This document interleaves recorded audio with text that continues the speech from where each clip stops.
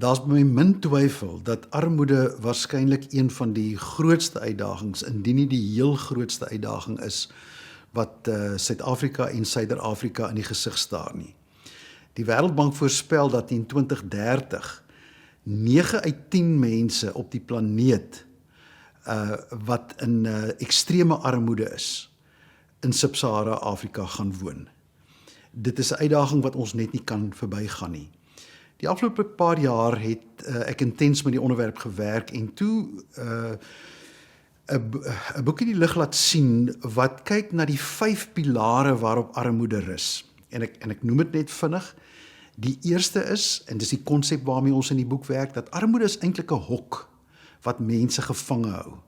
Maar om uit daai hok te kom, moet die pilare van armoede omgetrek word. En die eerste is, mense se denke moet bevry word. Armoede is 'n psigologiese ding, dit is 'n vorm van gevangenskap, dit is 'n kulturele ding, so mense se denke moet bevry word. Die tweede is, mense moet leer om buitekant die hok te lewe. Letterlik leer, studeer, vaardighede aanleer. Die derde is, daar is reëls wat buitekant die hok geld. Morele waardes, reëls vir die samelewing, ordereëls. As daai reëls verbreek word, dan word mense teruggedwing in die hok in. Die vierde is, daar sekere instellings wat mense kan help om uit die hok te ontsnap. Skole, kerke, geloofsgemeenskappe, goeie plaaslike regerings.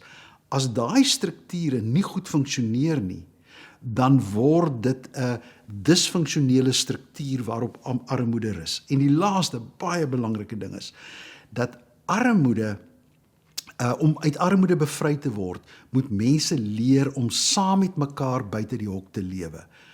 Baie kort gestel, konflik baar armoede, verdeeldheid baar armoede, lae sosiale kohesie baar armoede.